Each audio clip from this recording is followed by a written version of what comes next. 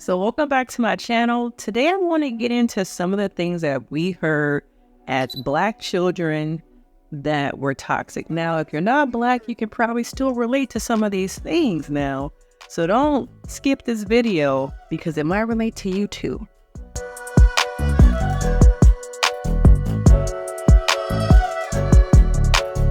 Now, growing up, there are a lot of things that we heard as children that left us riddled, insecure, anxious, not feeling like we can have a voice. And I want to go over some of those things, okay? So, number one thing that I remember hearing as a child that I feel like was pretty toxic was a child is meant to be seen, not heard. Have you ever heard that before? Are y'all still hearing that from y'all elders, okay? Now, that comment to me was told repeatedly. You're meant to be seen, not heard. And now, what was some of the lasting effects of that? The anxiety, the struggle to now have a voice, okay? Because as a child, you were told so many times, you ain't supposed to have a voice. You're supposed to sit there and be good. Now, that leads into my second, being a good child. What does that really mean, okay? Are you a good child? Am I represented just by my behaviors? Am I just like someone who's just supposed to acquiesce and do what is deemed good? Okay. So hearing the you need to be good. Okay. Because what happens if you're not good? You got a whooping, you got beat, you got things taken away from you because you didn't live up to the being a good child. And so now today you struggle to not be seen through productivity, okay? Are you a person who now your self-worth is tied to productivity? Like you feel like if you're not doing something, you're not good. You're not a good person, you're lazy, you should be doing more. And that is tied to being good. What to you was seen as being good growing up, okay? Let me know in the comments, all right? Now, my next one, number 3 on this list of toxic things we heard in our community as children. Okay. What happens in this house stays in this house. Okay. Let me know if you can relate to hearing that because that kept so many secrets. Okay. That kept us feeling like we can't ask for help. We're not allowed to go outside the home and let them know what's really happening to us. That can be the sexual abuse we were going through. That can be the things that our family was going through, because if I tell somebody, I'm going to get in trouble.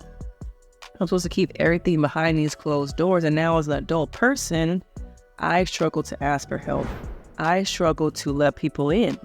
Is that you? Do you struggle to let people in and really feel like you don't have to carry the weight of the world on your shoulders? Because as a child, you did.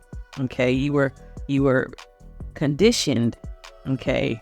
Were you raised or were you conditioned, okay? Because I have a feeling you were conditioned and not raised, okay? Now, let me know if that's too deep, but let me know if you were told what happens in this house stays in this house and what that did to you mentally now as an adult.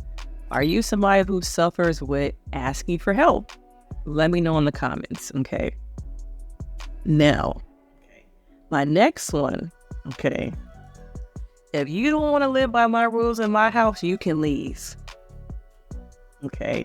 Now, that might not be the most toxic thing, but it can make you kind of feel like, okay, if I don't do what you say the way you want to do it, then, I'm a bad person. I'm less than. I can't show up as me because in this house, we do whatever you say, whatever you do, okay? I have no autonomy and no voice. And now as an adult, I feel like I struggle to have a voice. You might struggle to feel like you have a solid foundation because you are used to the threats, okay? And that also goes into relationships that you have now with adult romantic partners. Do you see love through that toxic kind of dynamic that you saw growing up from your own parental relationships? Okay, now, was it that you did something bad and your parents didn't apologize, and the way they apologized was, it's food on there on the table. You hungry? That was the apology right there was, are you hungry? Where was the accountability? Where was the I'm sorry? Now today with my own kids, I make sure I apologize because I don't want them to feel like adults don't make mistakes. We do. I'm trying to mirror to them that it's okay to take accountability. It's okay to make mistakes.